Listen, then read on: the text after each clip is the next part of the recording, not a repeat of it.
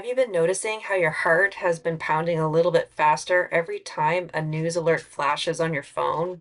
Do you ever find yourself doom scrolling, holding your breath, anticipating the next wave of outrage or fear? If you are living with a constant low-level hum of anxiety, I want you to hear this. You are not imagining it, and you are not alone. That feeling of being fundamentally unsafe in the world is a heavy, heavy weight to carry. It's a deep, corrosive state to live in, flooding your body with stress chemicals, keeping you in a state of chronic psychological distress. It's not a state of being that a person can maintain long term, and it takes a massive toll on your well-being. If we haven't met yet, my name is Rosberries, artist, healer, and spiritual teacher, and in today's video, I'm going to give you some simple strategies on how to feel safer in a world full of fear. Before we dive in, I want to invite you to make a gentle commitment to yourself. If you can bring an open heart to the exercises that we're about to explore, if you're willing to truly participate and feel into them, I promise you'll be rewarded. By the end of our time together, you can experience a genuine, positive shift in your mindset and a deeper, more grounded emotion of safety. But first, we need to address this. If you feel unsafe, your body needs to be able to tell you when you are actually in dangerous situations so that you can take proper action. The goal is always to honor the important cues your intuition is sending you, not to justify staying in an unsafe situation. To illustrate this, imagine a woman who's in an abusive relationship. Her feeling of unsafety is a critical alarm bell telling her to get out. Using these techniques to simply feel calmer in that situation rather than taking action to leave would be a gross misuse of these tools. Your first go-to when you feel unsafe should always be to assess your immediate environment and get yourself into a physically safer situation if you need to. The problem in today's world is that we're often dealing with sources of fear that aren't so immediate. They're more complex and more chronic. They look less like a saber-toothed tiger chasing us in the moment and more like ongoing stress of economic uncertainty or the division that we're seeing over social media. On top of this, many people who have experienced trauma in the past have a very hard time feeling safe, even in situations where they are now objectively safe. When this is the case, it's important to help yourself feel safer internally. Doing so is the key to navigating these complex times without being in a constant state of corrosive stress. Let's look at the best tools for doing this. This is what psychologists call emotional self-regulation. It's the ability to manage your emotional experiences in a conscious way. It's about moving from a state of being completely hijacked by your feelings into a state where you are the calm, steady captain of your own ship, able to respond to the waves of life instead of just being tossed around by them. For many, this is a deeply spiritual practice. It's about connecting to a source of peace that exists inside of you, independent of what's going on out there. Integrating practices that foster this connection can create a deep, unshakable sense of inner safety. Today, I want to share 3 techniques that blend this inner wisdom of what we know about our own biology. Of all the tools I've explored in my journey, the principles of Reiki have personally been transformative for me. Reiki is a gentle Japanese practice. The word itself means universal life force energy. The core idea is that this energy flows through us. And when we experience stress or fear, we can feel blocked or stagnant. The practice is about promoting a sense of balance and flow. While some people seek out practitioners, you can use these core principles on yourself in a simple self-healing meditation to immediately calm your system. Here's how you do it. I want you to find a quiet, comfortable space. Maybe sitting in a chair, maybe you're lying down. Whatever feels best to you. I want you just to close your eyes. Just take a few slow, deep breaths.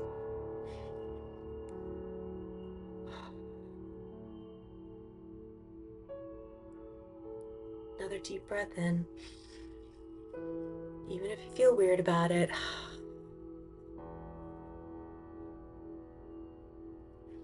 Now, what you can do is gently place your hands over your heart. Our heart center is so often where we feel physical sensations of both love and fear.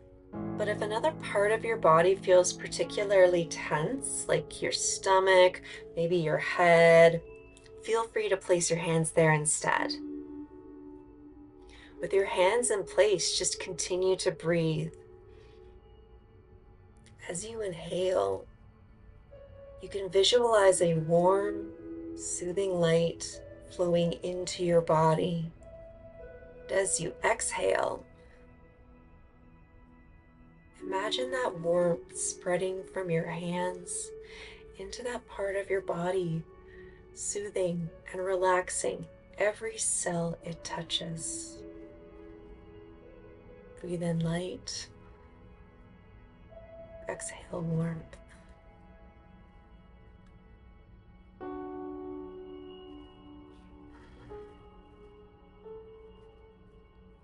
And what's beautiful about this self-healing practice is that you don't have to force anything.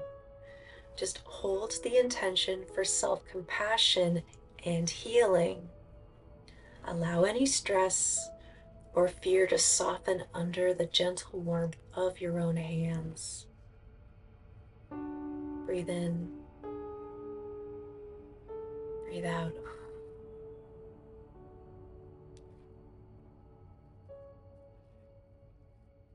This is a powerful act of self-care.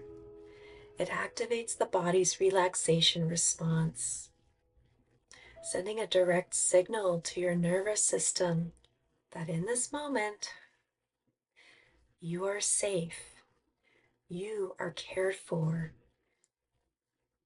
and you are present with yourself. Let's stay with this feeling for a few more moments. Inhale in.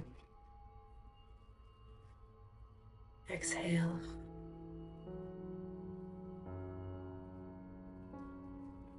And you can easily access this meditation while you're at work, needing a moment, or as you're preparing to doze off to sleep. But also, you can pull off to the side of the road while you are driving. Center yourself.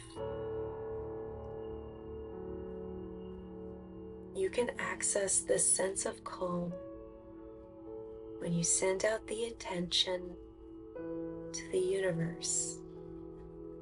You only need to focus on yourself.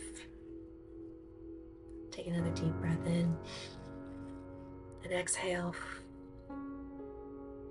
And just bring yourself back down to earth. But you can use this technique on a daily basis. The second technique is your emergency brake for anxiety. You can do it anywhere, anytime you feel that wave of panic or overwhelm starting to build.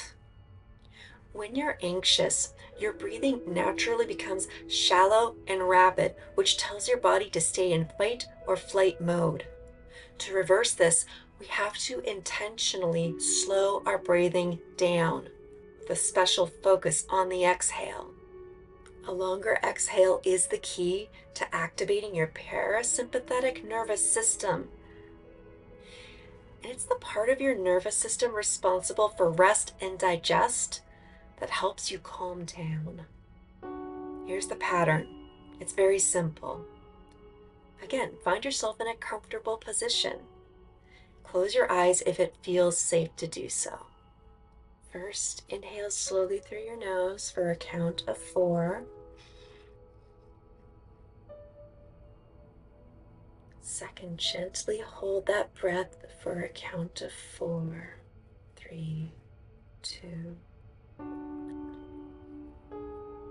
Finally, and this is the most important part, exhale slowly through your mouth for a count of 6.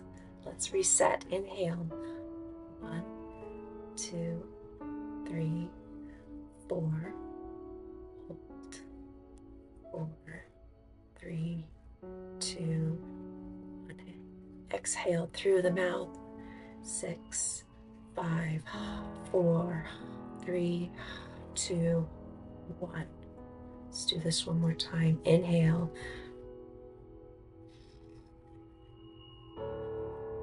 Hold. Exhale through your mouth.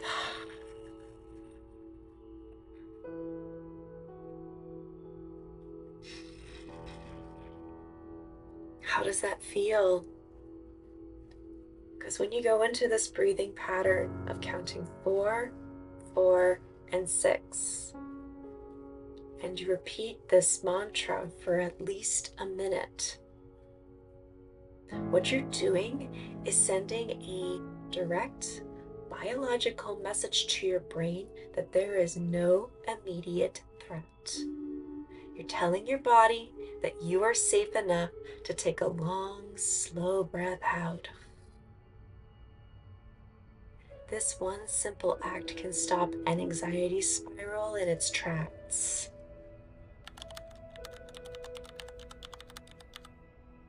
The first 2 techniques are for managing fear in the moment.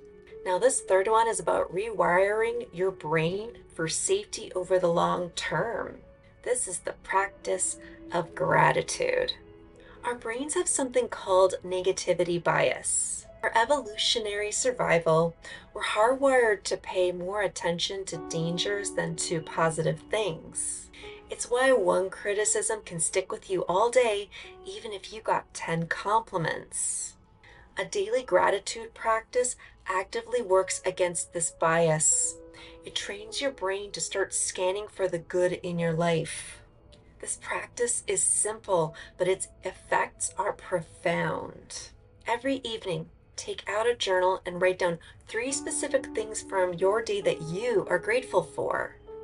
And I mean specific. Don't just write down, I'm grateful for my family. Write, I'm grateful for the way my partner made me laugh so hard I cried when they told me that ridiculous joke. Don't just write, I'm grateful for my walk. Instead, try, I'm grateful for the feeling of the warm sun on my face for those 5 minutes during my walk this afternoon. And when you write each one down, pause. Close your eyes and really feel it. Feel the warmth, the joy, the peace in your body. This step is crucial because it helps anchor the positive emotion. By doing this consistently, you are strengthening the neural connections in your brain that look for evidence of safety, connection, and overall goodness. Over time, this practice can reduce feelings of anxiety, improve your resilience, and help you cultivate a deep, abiding sense that you are supported and safe in the world. These 3 tools, self-healing with Reiki, mindful breathing, and gratitude, are acts of profound empowerment. They are a declaration that no matter how chaotic the world gets, you have the power to create a sanctuary of peace inside you. If the idea of Reiki resonated with you and you're curious to go deeper, I've created a free guided meditation to help you connect to your higher self. You will gain access to your spiritual self and learn how to communicate with your intuition with way more clarity and discernment. You can access it through my Patreon community. The link is in the description below. So what do you think? Did you find any of these 3 techniques supportive? Drop me a comment. What helps you feel safe when things are stressful? Your story could be exactly what someone else needs to hear today. Remember, this is a journey. Be patient and compassionate towards yourself. The goal isn't to never feel fear again. It's a natural human emotion. The goal is to know when the fear shows up, you have the tools to meet it, to soothe it, and to remind yourself of the deep well of peace that's always within you. You are so much more powerful than your own fear. Thank you so much for listening, and until I see you at the next one, I'm wishing you peace, love, and all the berries.